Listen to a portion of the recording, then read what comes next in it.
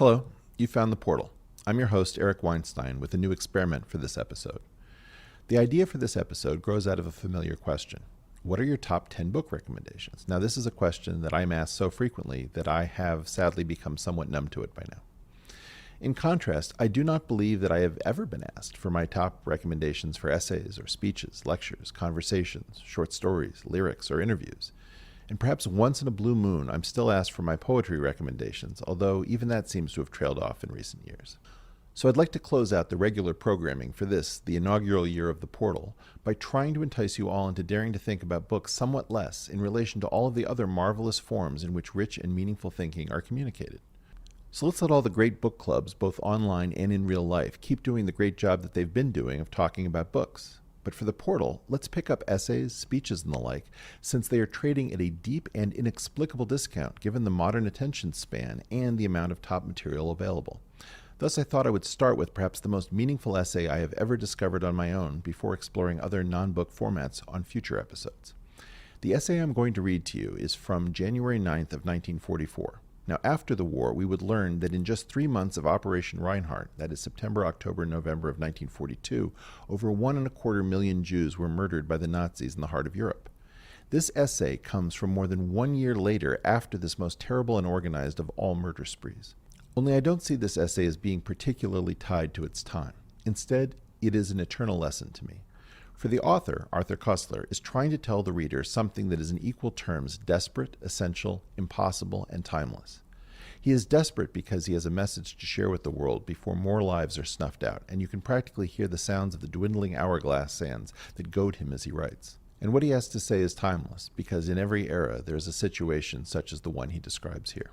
After some brief messages, I will be back with Arthur Koestler and his 1944 essay, The Nightmare That Is a Reality, from the January 9th edition of the New York Times of that year, which can sometimes be found under the title On Disbelieving Atrocities. After that, we will hear from our sponsors one last time before a discussion of the meaning of this astonishing essay.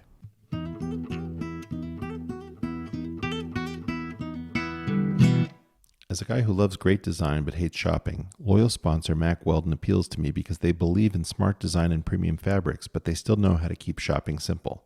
They will be the maker of the most comfortable underwear, socks, shirts, undershirts, hoodies, and sweatpants that you will ever wear. Plus, they have a line of silver underwear and shirts that are naturally antimicrobial, which can eliminate odor. But they want you to be comfortable, so if you don't like your first pair of underwear, you can keep it and they will still fully refund you with no questions asked. Mack Weldon built its business by valuing its loyal customers, and that's why they've created the Weldon Blue loyalty program. Here's how it works. First, you create an account, which is totally free. At level 1, you place an order for any amount, and then you'll never pay for shipping ever again. But at level 2, once you've purchased $200 worth of products from Mack Weldon, not only will you continue to receive free shipping, but you will also start saving 20% on every order you make for the next year. It also grants you access to new products before they are released to anyone else, as well as free gifts added to future orders. So for 20% off your first order, visit MackWeldon.com and enter promo code PORTAL. That's MackWeldon, MackWeldon.com, and enter promo code PORTAL. MackWeldon.com, promo code PORTAL. While the folks at returning and loyal sponsor ExpressVPN know how much I appreciate them, their first line of the ad is literally, talk about a time you searched for something online you wouldn't want others knowing about. Very tricky. Nice try. I know that most of you are probably thinking that you can just use incognito mode when you're browsing, but let me tell you something. It does not hide your activity, and it doesn't matter what mode you're using or how many times you've cleared your browsing history, because your internet service provider still sees every single website that you visited, and that's why, even when I'm at home, I go online using ExpressVPN. ExpressVPN is great as an app because they keep all of your information secure by encrypting 100% of your data and then rerouting your internet connection through their secure servers so even your ISP can't see the sites you visit. So, protect your online activity today with the VPN that is rated #1 by both CNET and Wired. Visit our exclusive link at expressvpn.com/portal and you can get an extra 3 months free on a 1-year package. That's expressvpn.com/portal. So go to expressvpn.com/portal to learn more.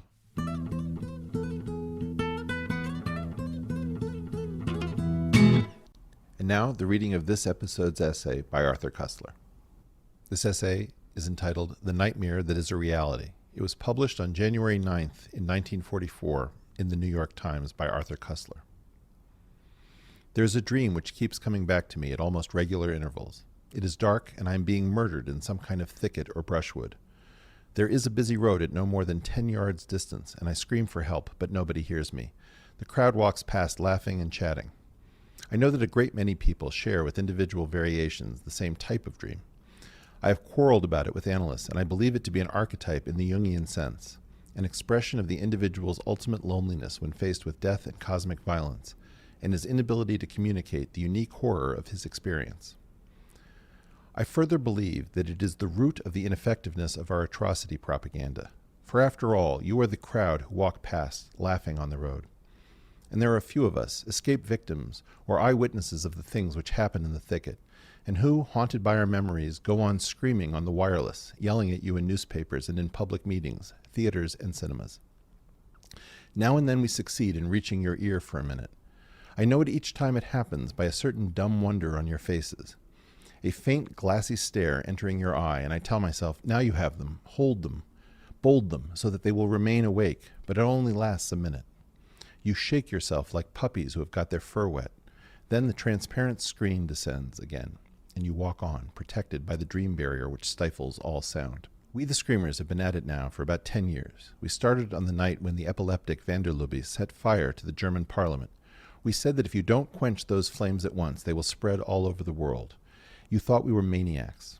At present, we have the mania of trying to tell you about the killing, by hot steam, by mass electrocution and live burial of the total Jewish population of Europe. So far, 3 million have died. It is the greatest mass killing in recorded history, and it goes on daily, hourly, as regularly as the ticking of your watch. I have photographs before me on the desk while I am writing this, and that accounts for my emotion and bitterness. People died to smuggle them out of Poland. They thought it was worthwhile. The facts have been published in pamphlets, white books, newspapers, and magazines, and whatnot. But the other day I met one of the best-known American journalists over here, and he told me that in the course of some recent public opinion survey, 9 out of 10 average American citizens, when asked whether they believe that the Nazis commit atrocities, answered that it was all propaganda and lies, and that they didn't believe a word of it. As to this country, I have been lecturing now for 3 years to the troops, and their attitude is the same. They don't believe in concentration camps. They don't believe in the starved children of Greece, in the shot hostages of France, in the mass graves of Poland. They have never heard of Ladis, Treblinka, or Belzec.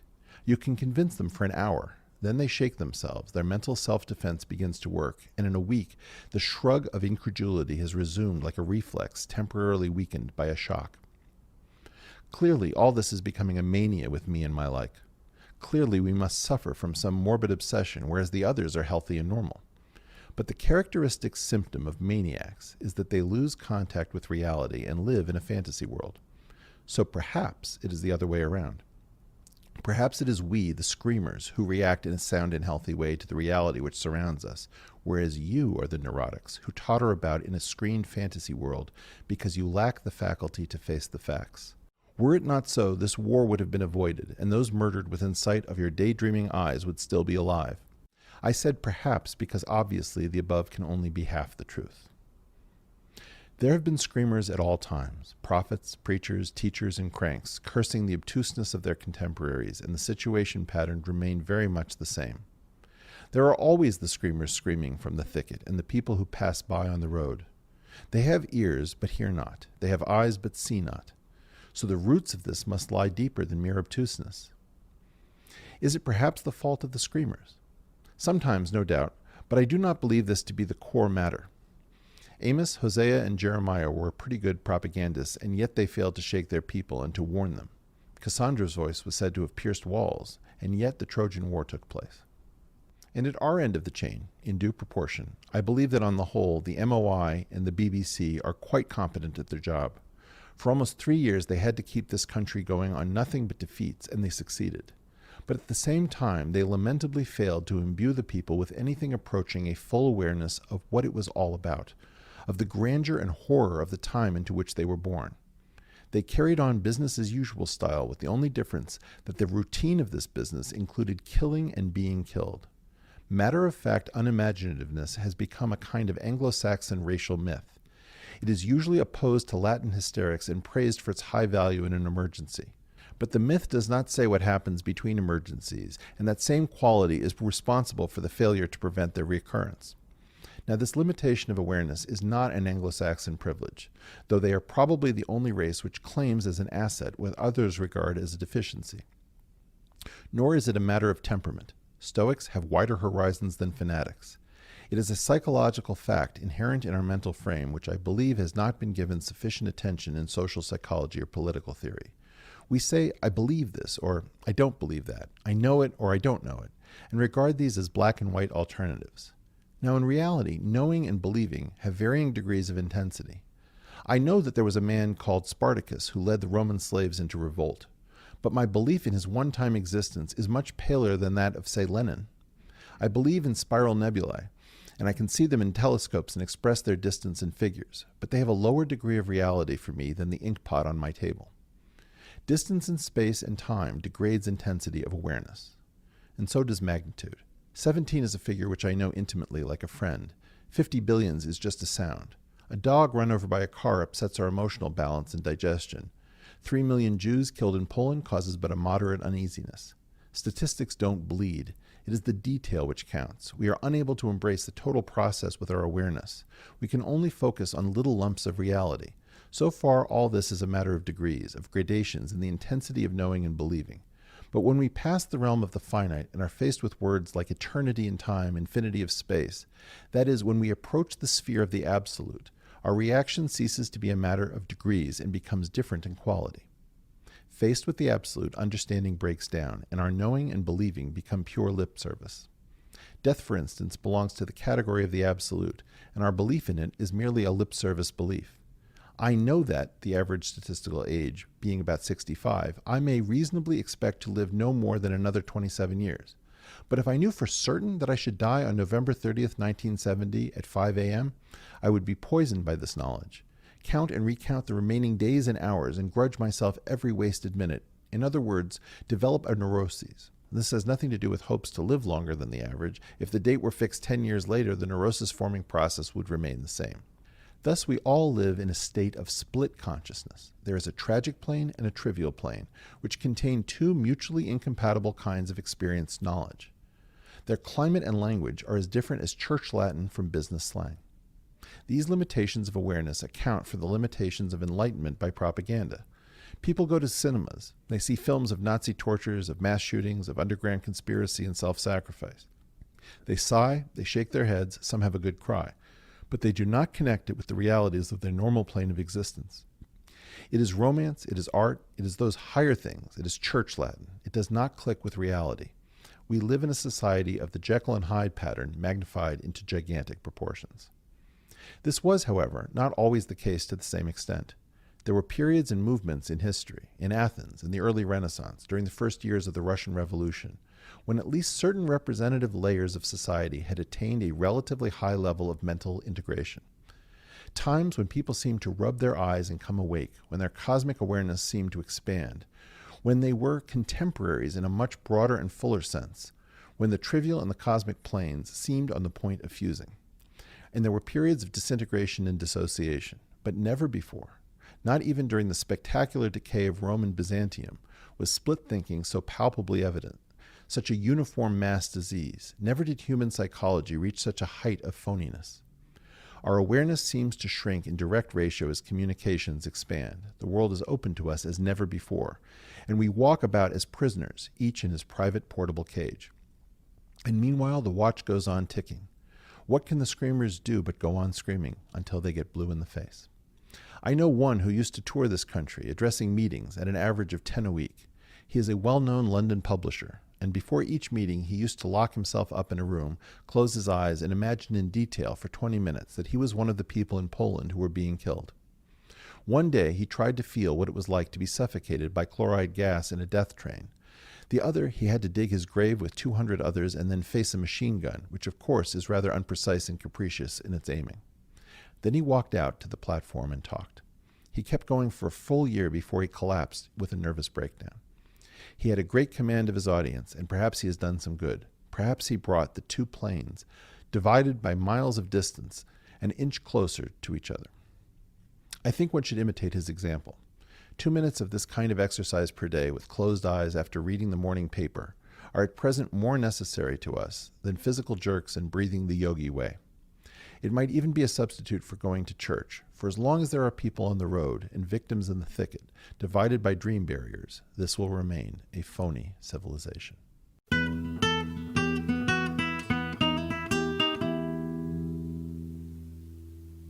Just when Americans are ready to get back to work, it seems that every office has been blown apart by COVID. So to win in the new economy, you're going to need every advantage to pull your office back together to succeed. Smart companies are running on NetSuite by Oracle, the world's #1 cloud business system.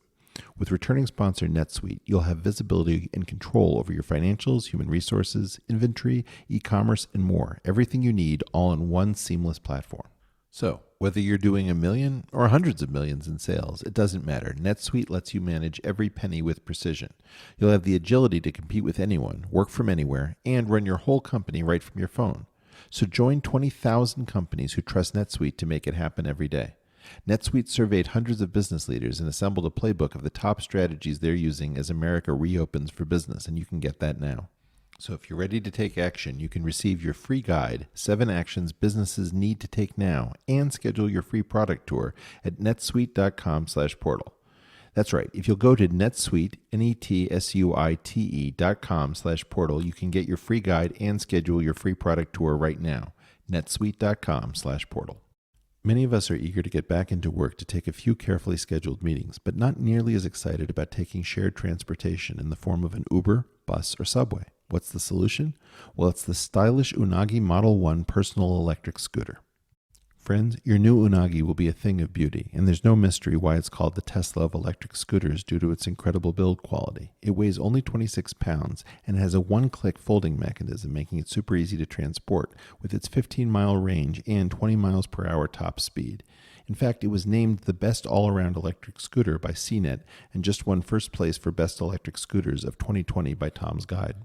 So if that whetted your appetite for adventure like it did mine, you probably are wondering where you can get yours. And you can get yours today at unagiscooters.com. That's UNAGI scooters.com. But you can use the promo code PORTAL and you'll get $150 off your own Unagi E500 while supplies last. That's unagiscooters.com using promo code PORTAL for $150 off.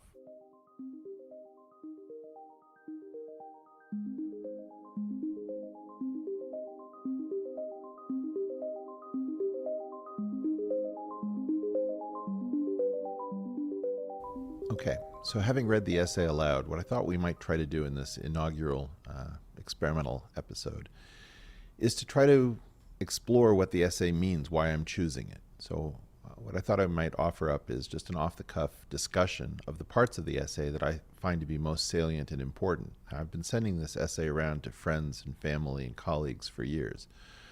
I view it as perhaps the most important essay I've ever read, because in part it affected me deeply and personally. There are 3 attributes that I look for in people having to do with 3 famous psychology experiments: the Milgram experiment, the Asch experiment, and the Zimbardo experiment. Now, the Milgram experiment is famously known for the issue of obedience, that there is supposed to be an experimenter who tells the subject that they are to administer an increasing electric shock to someone else participating in the experiment, and not to question the increase in the level of shock given that the screams will be increasing.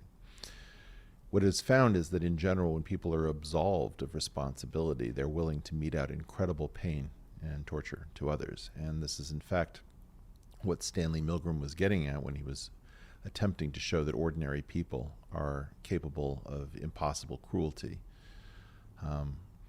I highly recommend a song by Dar Williams called Buzzer, talking about the Milgram experiment. I think it's a beautiful song, and it's an important understanding of humanity that most of us should probably just imbibe deeply, that we are all capable of horrendous acts when someone else absolves us. So if I'm looking for people who are Milgram negative, it means that they will not do the wrong thing even when they are incented to do the wrong thing by an absolution of responsibility. In the Asch conformity experiment, the experimenter, Dr. Asch, tried to see whether or not people would give completely wrong answers if the Confederates in the experiment, unknown to the actual subject, give the same wrong answer before the subject is in fact asked for the answer in question, which I believe in the original formulation of the Asch conformity experiment was to say whether one line was longer or shorter than others, an objective fact that most people were willing to lie about, when in fact other people in the room would lie earlier and say that they saw the long line as being short. The last experiment is the Zimbardo experiment of Philip Zimbardo at Stanford, but it's more commonly known as the Stanford Prison Experiment, in which effectively a mental headspace, that of pretending to be guards or prisoners, extended so deeply into the being of the people who were asked to act out this, in fact, drama, that they lost track of reality. And I've dealt with this before in an essay on kayfabe written in edge.org, where kayfabe is the system of lies that professional wrestling uses to manage the difference between fantasy, which is called work, and reality, which is called shooting in the jargon of professional wrestling. Very often people lose track of what is real and what is fantasy. And the Kussler essay, in fact, touches on all of these questions. Who is it among us who is capable of passing the Stanford Prison Experiment by not getting so dragged into the drama that they lose track of reality?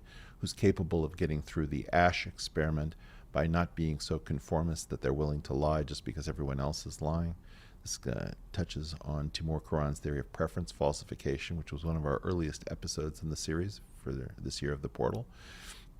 And who is capable of being Milgram negative? That is, people who refuse to carry out unspeakable cruelty just because someone else absolves them. So let's get to the Arthur Kussler essay. And I think what I really want to do is to concentrate on the first 4 or so paragraphs, because I think that's really the meat of what makes this article spectacular and this essay really different. I find that in some of the rest of his discussion, he doesn't really reach the same high heights. So in some sense, it's really the first portion of this essay which I think makes it absolutely worth everyone's while. So let me read, and then I'll give you my impressions. So he starts off by saying, "There is a dream which keeps coming back to me at almost regular intervals. It is dark, and I am being murdered in some kind of thicket or brushwood." Now I want you to remember the concept of the thicket, because he's going to talk about a screen. And so there's both a metaphorical version of it and an imagined physical version of it. "There is a busy road at no more than 10 yards distance, and I scream for help, but nobody hears me. The crowd walks past, laughing and chatting."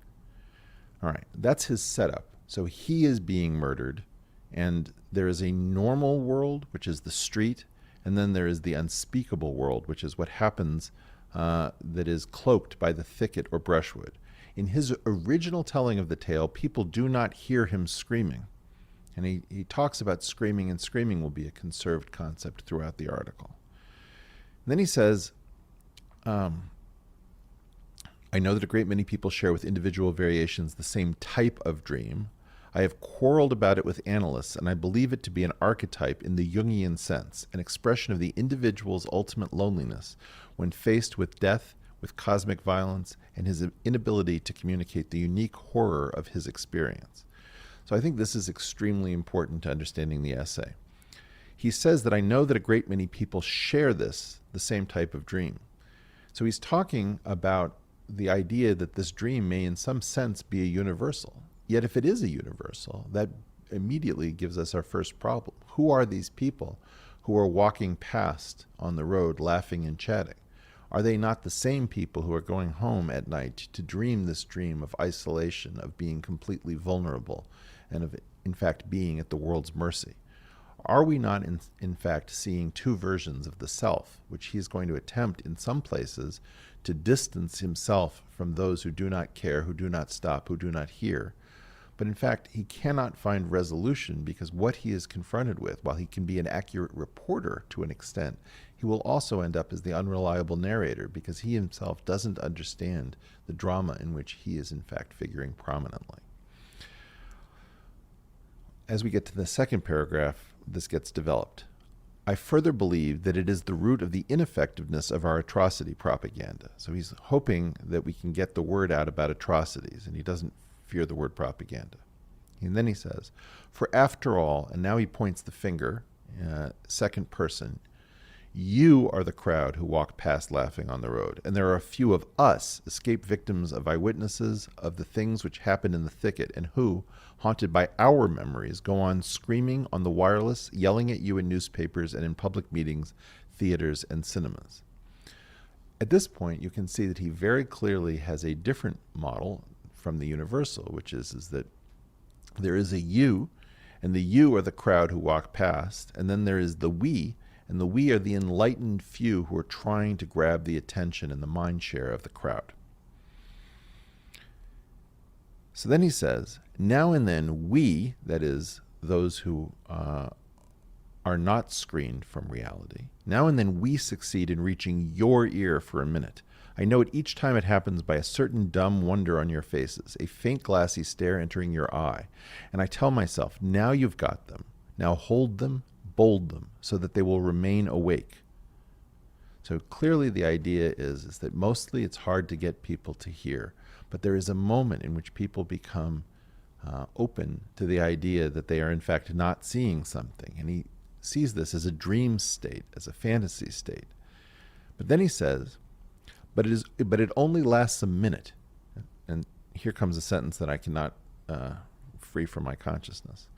You shake yourselves like puppies who have got their fur wet.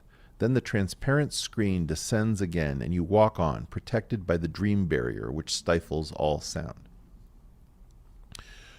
What he is talking about here is, in fact, the actual thing that he has previously metaphorically put forward as the thicket. What is this thicket? What does it mean that we are in fact reachable, but then become unreachable after we have already been reached? So he's talking about this as a transparent screen. It is invisible, in fact, and it descends so that you can walk on. So this issue of walking past, not being concerned, having to get to your day-to-day duties, is only possible because of the concept of the dream barrier. And he says, which stifles all sound. This question about whether you are in fact hearing or whether you in fact are in some sense choosing not to hear, this is something that has perplexed psychologists for quite some time. There have been studies done which show that in order to suppress certain sorts of information, in a weird sense, the individual has to have an excellent map of that which they are pretending not to know. Otherwise, it is too easy to trip over something that forces us to confront the reality. So in fact, what we're talking about is some very elevated theory of mind that Kussler does not possess, and perhaps we don't possess in our current time, which is to try to understand exactly what is this thicket, metaphorically or literally in terms of brain science, that allow people not to actually understand, listen, or hear. He continues, and he names the group that he's previously called we, and he integrates it with the concept of the scream, so that it is the willingness and ability to scream that in fact designates the in-group that Kussler belongs to. And he says, we the screamers, and I do think that this is an excellent name for those of us who try to alert large numbers of people to dangers before people are really ready to listen. We the screamers, not particularly attractive as a group name, have been at it now for about 10 years. We started on the night when the epileptic van der Lubbes set fire to the German parliament. We said that if you don't quench those flames at once, they will spread all over the world, and you thought we were maniacs. So this idea of being able to see the future and be trapped in one's own time, and by sharing the vision of the future, one is treated as a maniac in his case, this is obviously sitting very poorly with him. He's clearly writing in 1944 where it should be clear that the people who were calling this early during the 30s were in fact the sane ones. And he's got a bigger and taller order that not only do we have a world at war, but he has something else to tell us. And this is going to be really the subject, which is what is the biggest thing you could possibly have in plain sight that no one could see? At present, we have the mania of trying to tell you about the killing by hot steam, mass electrocution, and live burial of the total Jewish population of Europe.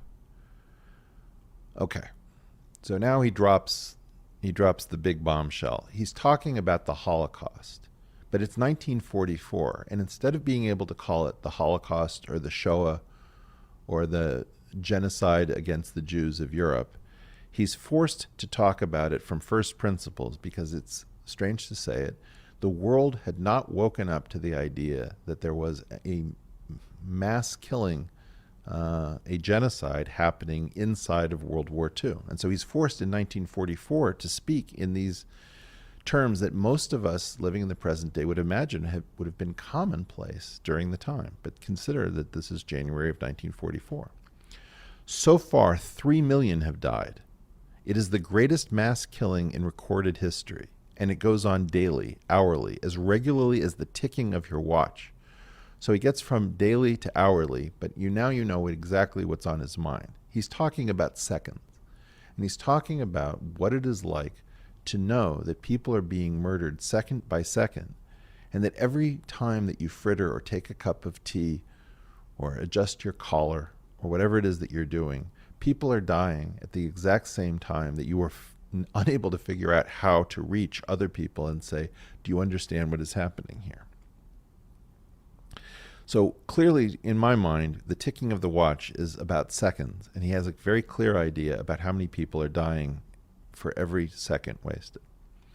I have photographs before me on the desk while I am writing this, and that accounts for my emotion and bitterness. Now, normally when people talk about bitterness, they're talking about someone else being bitter. And in fact, on social media, it's usually an attempt at a kill shot in some kind of an argument. Wow, you sound bitter. Clearly, everyone who is bitter is in some sense one down because they're not reconciled. The inability to say, hey, it's all good, no, I'm not invested, is a modern weirdness. We have to recognize that there are reasons for evolutionarily having a trait known as bitterness. And he's talking about the fact that he's been at it for 10 years, and it is more pain and weight than this tiny number of people that he's referring to as the screamers can bear. So anyway, as he says this, he now says, people died to smuggle them out of Poland. That is, the photographs, for example. They thought it was worthwhile. Now, I want to bring attention to the fact that even in 2020, when this is being recorded, Witold Pilecki, who I do not know how to pronounce his name because I've never heard another human being actually talk to me about this person. He's a personal hero, along with Dick Gregory, a few other people, of incredible courage, a courage that I don't have and nobody I know has.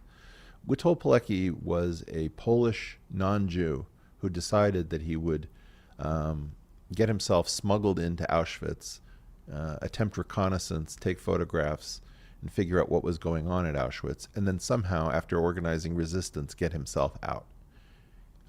Possibly the bravest thing I've ever heard. He, I believe, dressed as a Jew, got himself incarcerated and taken to Auschwitz, did the reconnaissance, organized resistance, got a report together, and smuggled it out. Okay? Most of us have never heard this man's name. It just, I don't even understand it. There should be an entire month devoted to this guy in the Jewish calendar. He was then killed by the communists after the war. But the key point is that these reports had been smuggled out of Europe and were widely ignored. And the question of why we would not want to know that our enemy was engaged in mass atrocity, and why it was so difficult to communicate, is something that we should all, I think, pay a great deal of attention to. So he says, people died to smuggle them out of Poland. They thought it was worthwhile. Now the question, of course, is what happens when Witold Pilecki, for example, gets the report out and it has very little effect? The weak link in the chain, in fact, is not presence or absence of heroes. The weak link in the chain is what do the rest of us do when we have access to information that should propel us towards action. The facts have been published in pamphlets, white books, newspapers, magazines, and whatnot. But the other day I met one of the best-known American journalists over here, and he told me that in the course of some recent public opinion survey, 9 out of 10 average American citizens, when asked whether they believed that the Nazis committed atrocities, answered that it was all propaganda lies and that they didn't believe a word of it. Now, what does one make of this? Somehow, we cannot get people to understand and believe that the world is far different than whatever it is that they are generically told to believe by major news organs, for example. Until you have institutions willing to reify a particular reality, in this case, the actual Holocaust, it's very difficult to get people to go along with it because you don't have that kind of concordance between the information and what the institutions say. And this is what really struck me about this. Someone describing the Holocaust in 1944 who has to talk about himself as a crazy person in order to anticipate what the mood of the public would be in hearing this. Now, how big does something have to be before it becomes impossible for people to pretend that it's not happening? If it can be the size of the Holocaust, and people can still convince themselves that this isn't worth reacting to, it gives you an idea that there may be no limit on the size of the elephant that can fit into any room. Then he says, as to this country, and I think he's probably talking about Britain, where he had a home, I have been lecturing now for 3 years to the troops, and their attitude is the same. They don't believe in concentration camps. They don't believe in the starved children of Greece, in the shot hostages of France, in the mass graves of Poland. They've never heard of Ladis, Treblinka, or Belzec. You can convince them for an hour, and then they shake themselves. Their mental self-defense begins to work, and in a week, the shrug of incredulity has returned like a reflex, temporarily weakened by a shock. So here you see he recapitulates the earlier metaphor of the puppy shaking themselves, having gotten the fur wet. And what he's saying is that you can convince them for an hour. The problem isn't whether or not you can reach people. The problem is how do you, and using his words, how do you hold them and bold them? In effect, what we're doing is that we're taking the information and we're putting it in some very unstable state. And as soon as that person has a chance to compute the consequences of what holding that information may do, how it may obligate that person, they very quickly begin a second process. So what we initially imagine is the problem of teaching people, of informing people, is in fact of very little use whatsoever. The real issue has to do with what do we do to make sure that the information stays in place. This is a massive reframing. It's not that we need the information superhighway. Instead, the question is, where is the courage superhighway? Where is the superhighway of emotion and reification? We don't have a reification superhighway. And I want to talk a little bit about the portal as we get to the end of this last of the major early paragraphs in the essay. Clearly, this is becoming a mania with me and my like, again talking about the problem that is ostensibly his small group. But then he starts to make some moves, and we start to see the real boldness of this essay. Clearly, we must suffer from some morbid obsession, whereas the others are healthy and normal. All right, well, this is like, Queen's Gambit declined. He's going to make a gambit where he's going to offer something of great value, which is that clearly his group must be the crazy people. But then he makes an incredible move, and he says this: but the characteristic symptom of maniacs is that they lose contact with reality and live in a fantasy world. So perhaps it is the other way round. Perhaps it is we, the screamers, who react in a sound and healthy way to the reality which surrounds us, whereas you are the neurotics who totter about in a screened fantasy world because you lack the faculty to face the facts. Were it not so, this war would have been avoided, and those murdered within sight of your daydreaming eyes would still be alive.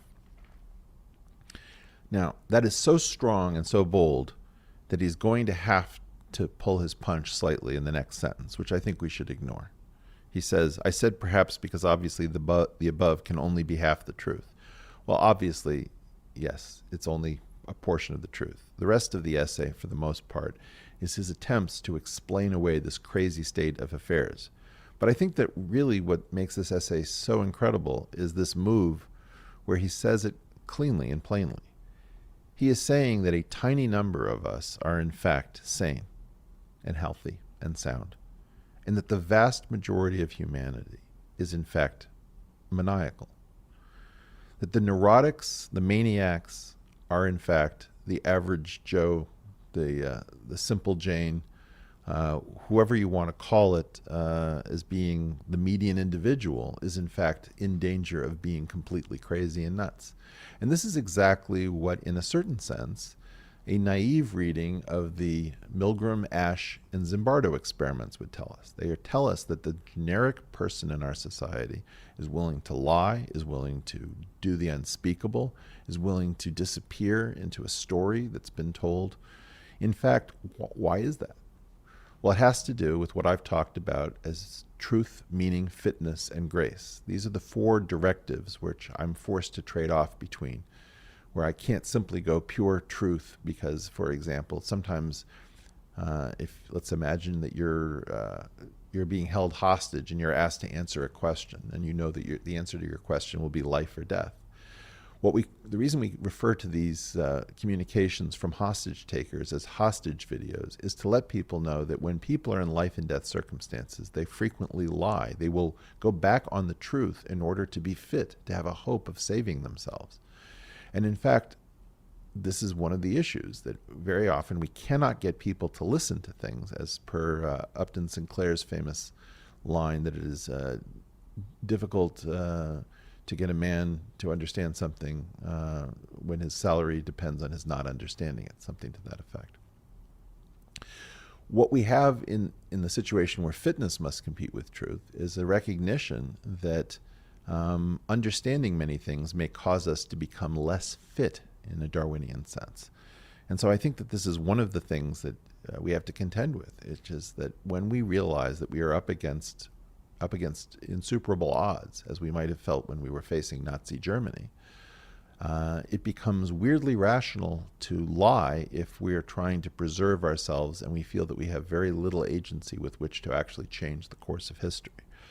So I think that that's one of the aspects of why you can expect madness on behalf of a large number of people. But it's also the case that in general, people lack courage en masse. They also very often simply cannot find a way of behaving that is consistent. And in attempting to behave in a consistent fashion, both intellectually and morally, when they find out that they can't do it, they sign on for large programs, with the idea being that we can all say, oh, well, I went along with what was the dominant force in my time, and not have to actually take individual responsibility.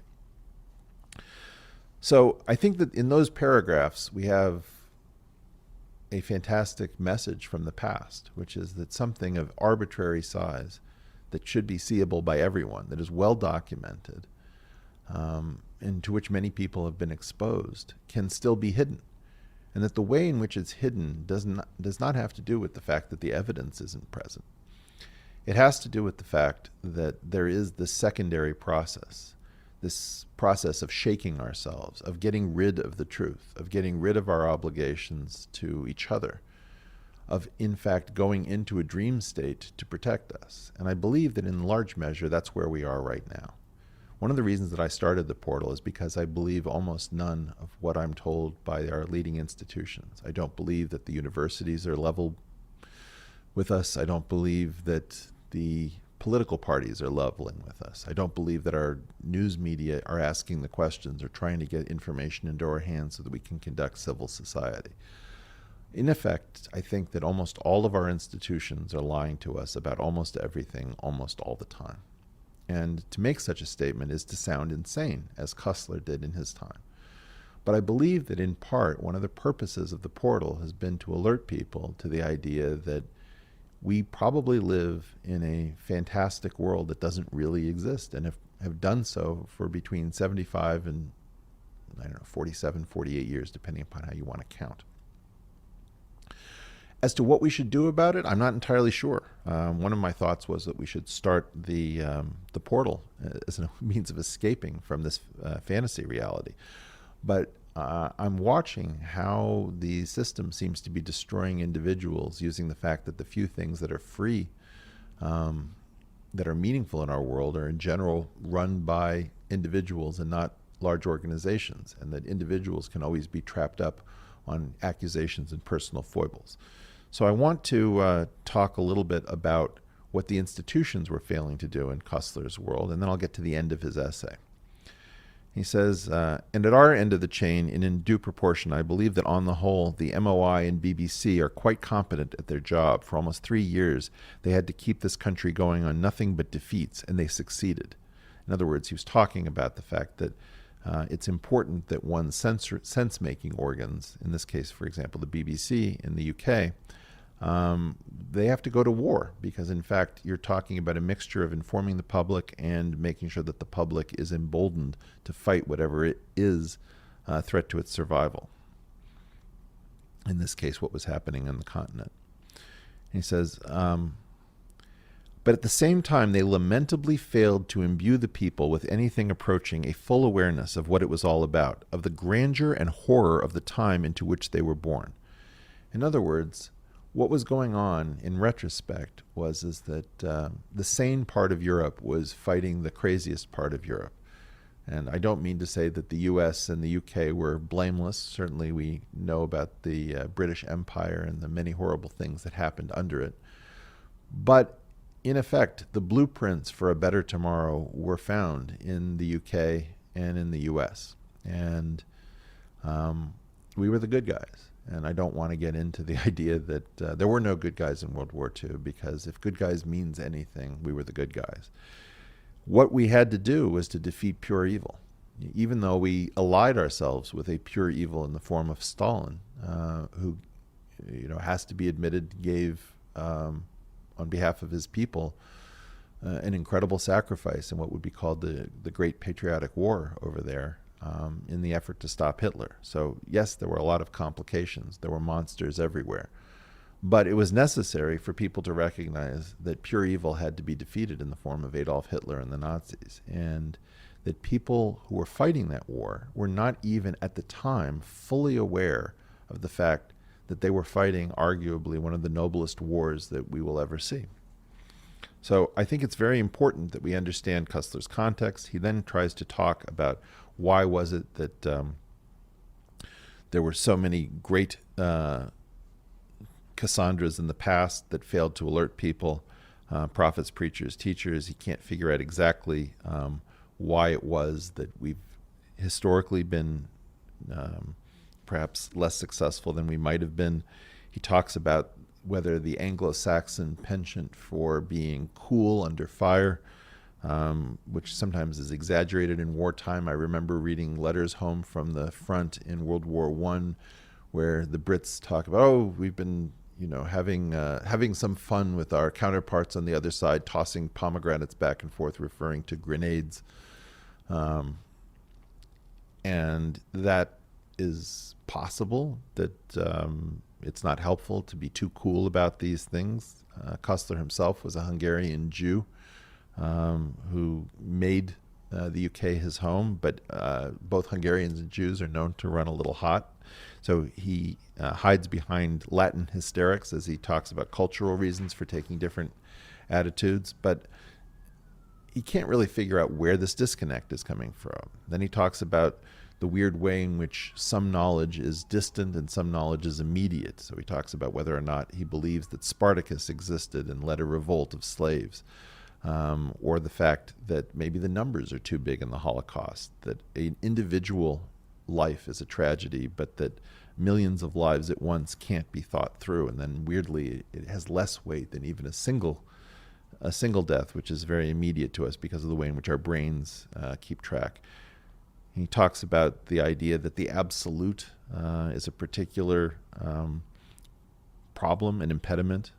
This issue of knowing and believing, where he talks about if he knows the exact date of his death, it will have a very different effect than if he knows the approximate time of his death. Interesting to note that he commits suicide in the 1980s from having incurable diseases and having spent his life, interestingly, as a man trying to ground his idealism in some movement or some institution. And he finds that his idealism is always of a nature that doesn't allow him to affiliate. So he tries communism, he tries anti-communism, he tries Zionism, he tries any manner of different ways of living idealistically.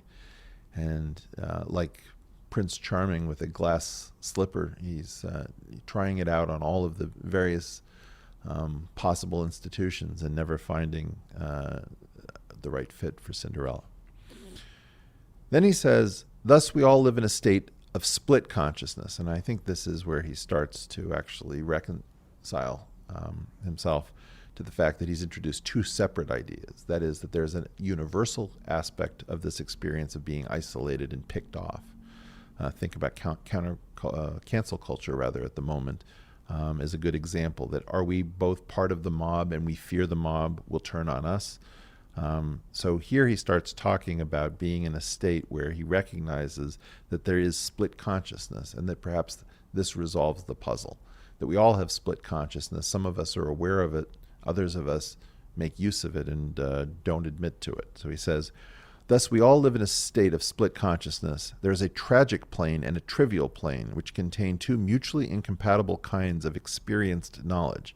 And I think it's worthwhile looking at different breakdowns of knowledge. One would be techne versus episteme.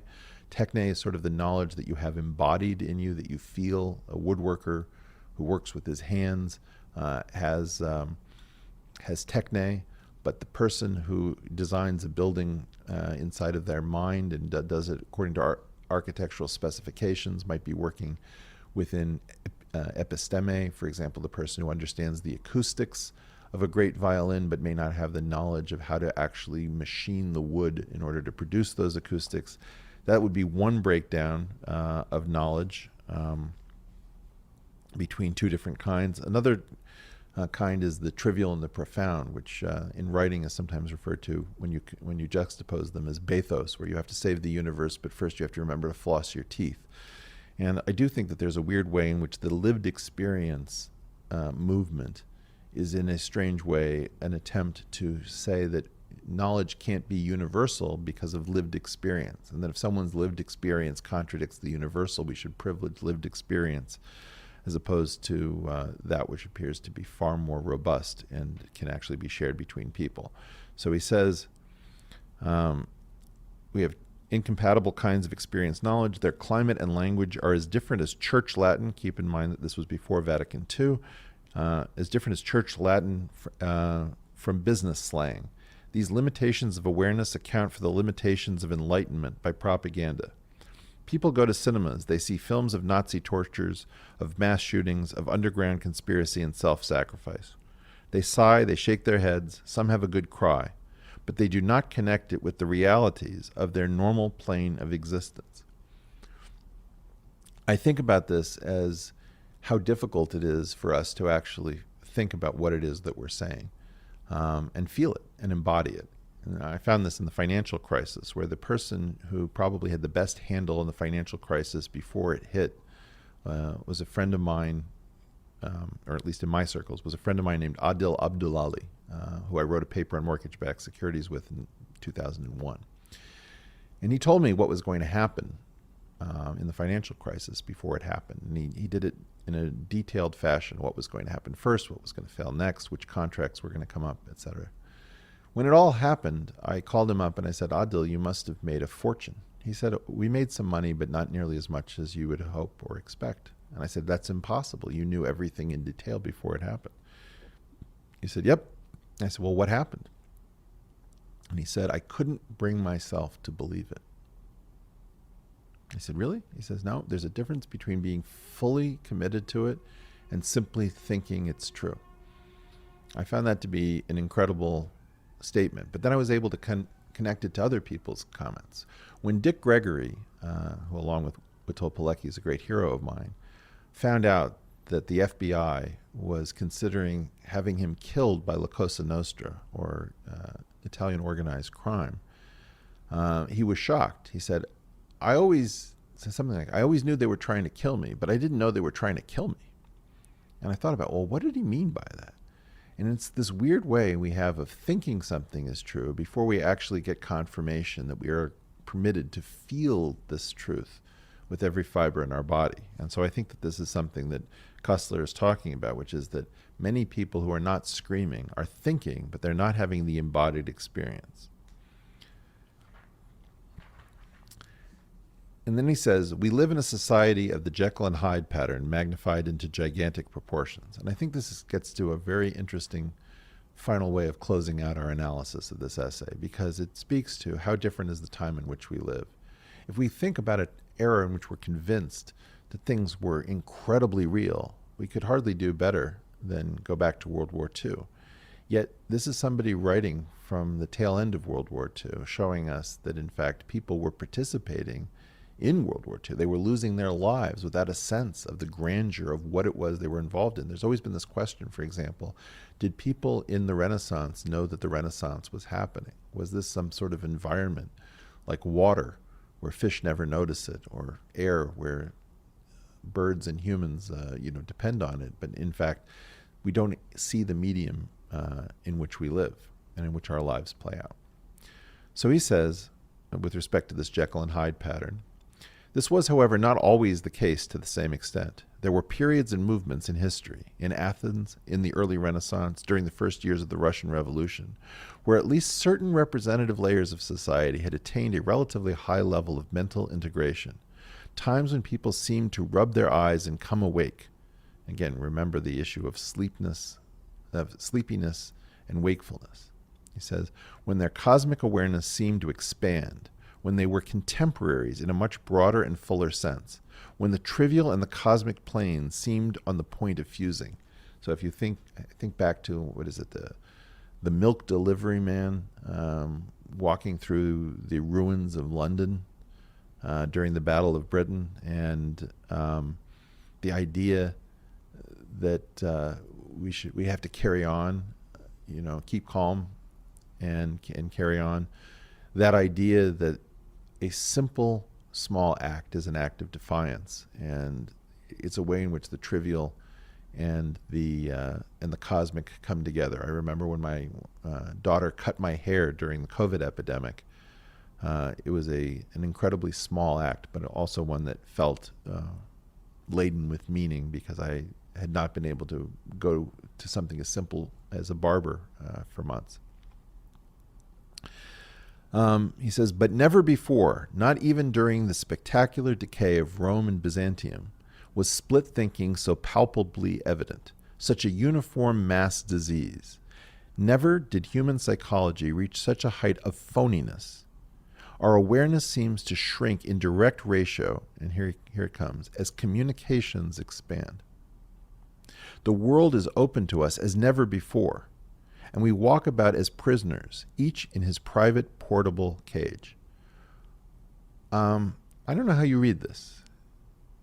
Private portable cage sounds to me like the mental space that we disappear in when we're on a street but looking into a phone, when our headphones are in our ears and maybe our earbuds are playing music or we're listening to a podcast. We're not really present. We are not contemporary with anything. It's not that we're listening to a synchronized broadcast most of the time.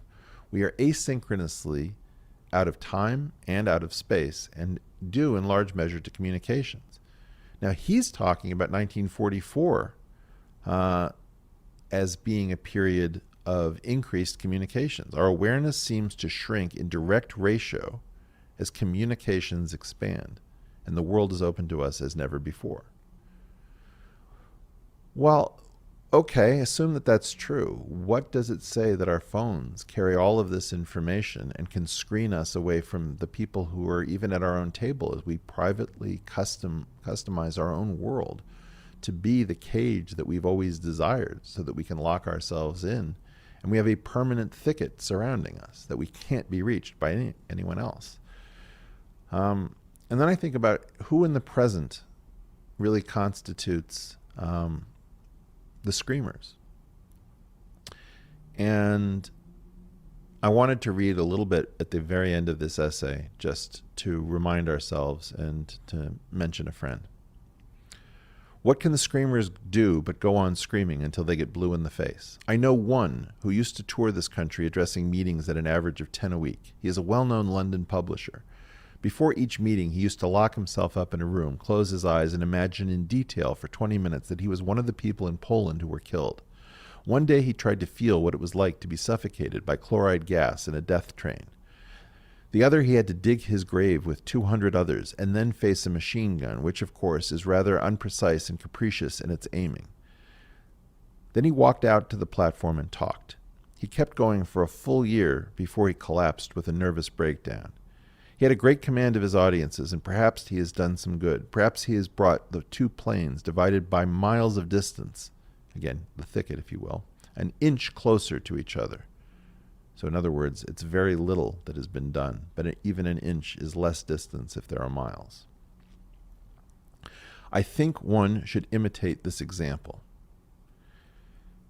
Well, I do want to say that there are some of us who have been connecting to the pain of our audiences, and one in particular who made a point of lecturing as fast as he could to as many people as possible. In part, he had encountered a group of people that unfortunately go under the name of incels that I think he understood better than any of us. We have dispensed with our need for young men who cannot form families, young men for whom there is no enemy that we need to be saved from, so that even the idea of glory in war is not available to them. They're not able to earn. They are not able to command the respect in our society because we, in fact, are completely unclear whether there's anything we want from masculinity at all. And I think this individual recognized that there was an enormous demographic, just the way in previous election cycles the exurbs and soccer moms were discovering. Well, this incel demographic is filled with good young men who are lost. And he went around trying to talk about this problem and the fact that it was deranging our society until he couldn't go anymore and effectively collapsed in a nervous breakdown. And I think that we have to be compassionate with people who see the size of the problem. In 2020, many of you have woken up to the idea that some of us, the modern day versions of the screamers, have been yelling at you for decades. On this program, we've tried to talk about a great number of things that have no echo in the outside world. You will find that, in fact, we've talked about 3 or 4, perhaps 5 things with very little impact. In the first place, in episode, I think it was 25, we talked about Jeffrey Epstein and what questions needed to be asked. And in fact, despite being listened to by just under 500,000 people on, I think, YouTube alone, and over 500,000 people, of course, between the audio and the video, it's had no effect.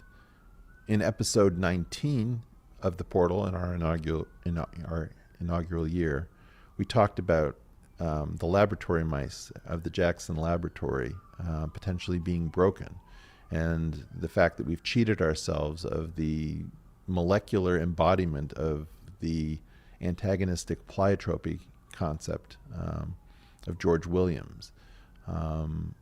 We have not heard anything from the Johns Hopkins University with respect to what happened in that interaction. And we would like to extend another invitation to that laboratory to talk about the problems of scientific interactions surrounding elongated telomeres, laboratory animals, and the perverse incentives of science itself. In episode 18, I believe we discussed the distributed idea suppression complex. Again, we got tremendous traction from all of our listeners, an incredible base at this point. But strangely, within the institutional world, there was no interest whatsoever, except potentially just to sort of deride it, even though what we're talking about is exactly the same problem that Kussler had. Additionally, we released Geometric Unity in lecture form, and we have not really heard, despite the fact that I believe that the major ideas are set out in that lecture and the additional material that we put up, almost any substantive response. We've talked about the problem that the National Academy of Sciences, National Science Foundation, faked a labor shortage during the 1980s under the leadership of Ronald Reagan, passing to Eric Bloch as head of the NSF and passing to Peter House as head of the Policy Research and Analysis Division. We've heard nothing on this front, even though we claim that there was a study done in 1986 that clearly showed that we were going to fake a science and engineering shortage that could have been cured by the market, which is what happens in a market economy. The key feature is that a lot of what we do here on the portal has no echo. And to the extent it will have an echo, it will have an echo only when we screw up. So part of what I wanted to talk to you about was the thicket. What is the dream barrier? What is the screen that keeps us from connecting, from reaching our highest and best function in this world, to collaborating amongst ourselves? Now, I would say that the communities that have formed around the portal have been the most important and gratifying thing as we finish out this year. Try to find the Discord servers. Look for the portal.wiki. Look for the website and sign up if you can. But most importantly, recognize that we are living in a dream state, and most of what we've been taught to believe is completely untrue. We've been trying to do our best to show you another world, whether it's through preference falsification, the idea of stagnation, when many of you have been taught that everything is accelerating at a dizzying speed. Our hope is that at the end of this, that you are not those who walk along the road while people are being hurt in the thicket. We should all be taking a much closer look at what's really going on, for example, with China and its Uyghur Muslim population. There are things to be done in our era, and there are ways in which this essay was written for people of all times. It happens that it's a time capsule coming out of the Holocaust and World War II to let us know that even back then, monstrous things, enormous things, things that dwarf the Hindenburg, were claimed not to be seeable by large numbers of people who were staring straight at them. So if you believe that in some sense you're isolated, that the people around you, your family, your co-workers, don't believe what you see, if you become convinced that the world is magnificently off the rails and so far from what it claims to be that you can't get things to line up, feel free to imagine the fact that you are the maniacs, but also consider whether Arthur Koestler isn't speaking to you. Maybe the idea is that the people who don't see this, those who laughed when we called this the no-name or N-squared revolution, those that derided the idea of having anything that would stand up to cancel culture, of the idea that the problem at Evergreen State College was going to become a national problem if you only waited for those kids to graduate, given the level of indoctrination.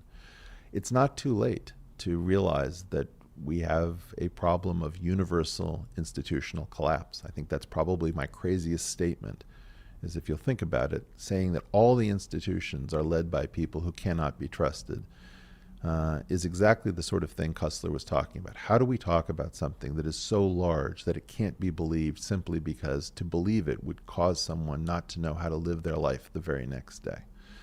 I think we have to be courageous and realize that we're going to be living our lives in the Truman Show for a while until this situation breaks and we at last come to grips with the fact that many of us have known nothing other than the bubble in which we grew up. I hope you've enjoyed this essay, The Nightmare That Is a Reality by Arthur Koestler from January 9th, 1944 in the New York Times. It's been really meaningful to me that I can bring something up. I never thought I could discuss this with, in all likelihood, over 250,000 people or more going forward. So thank you very much for sharing something of a great personal significance. I hope it was worthwhile. You've been through the portal. We hope that you will subscribe on Apple, Stitcher, wherever you listen to podcasts, Spotify, and then you'll go over to YouTube and find our channel and not only subscribe, but click the bell icon so that we'll make sure that we're in a position and we can update you whenever our next video episode drops. Until then, be well, take care of yourselves, stay healthy. Thanks.